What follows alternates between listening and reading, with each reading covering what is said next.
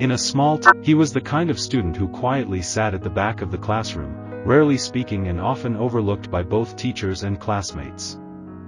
People thought of him as shy, uninterested, or even slow. But what they didn't see was the world inside Ethan, a vivid, complex world that came alive in the drawings he secretly made on the margins of his notebook. These sketches told stories of loneliness, hope, and deep feelings that Ethan couldn't express with words. The school system usually focused on grades and test scores, paying little attention to the silent voices of students like Ethan. That was until a new English teacher, Mr. Collins, arrived.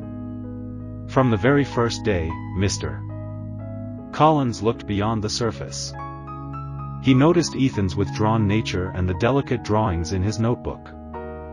Unlike others, he saw the emotions and talent hidden within those sketches. One day, Miss Collins wrote a note on Ethan's notebook: "Art is the language of the heart. You speak it beautifully. Bring me another drawing tomorrow." Ethan was surprised. For the first time, someone had acknowledged his world with kindness and belief. That night, he stayed up late, pouring his feelings onto paper. The next day, he showed Mr. Collins a drawing of a barefoot boy walking down a rocky path, with a heart growing like a shadow behind him. Mr. Collins stared at it for a long time and said simply, "This is wonderful. It's drawn with your heart." From that moment, Ethan's life began to change. Mr. Collins started giving him weekly assignments, themes like the misunderstood, inner pain, and the silence of joy. Slowly, Ethan found his voice. He turned his unspoken thoughts and emotions into art and stories. Some teachers were skeptical. "He's falling behind in math and science," they complained. But Mr. Collins replied, "Every student is different. Some speak with formulas, some speak with their hearts. Ethan is speaking with his heart." He took Ethan to a local art exhibition where his works, titled Lonely Night, Mother's Eyes, and Forgiven Childhood, were displayed.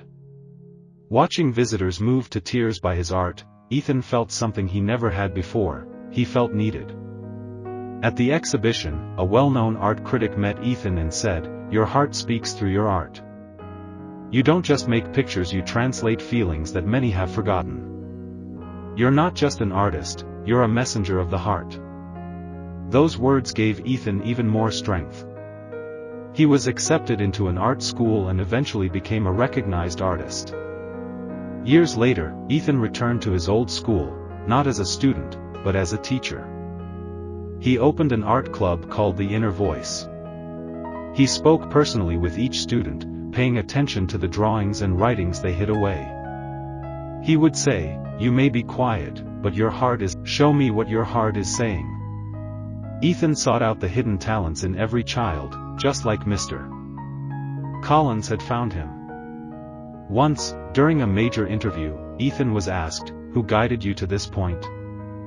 He paused, smiled softly, and replied, "It was my teacher who taught me not just how to draw, but how to believe in myself."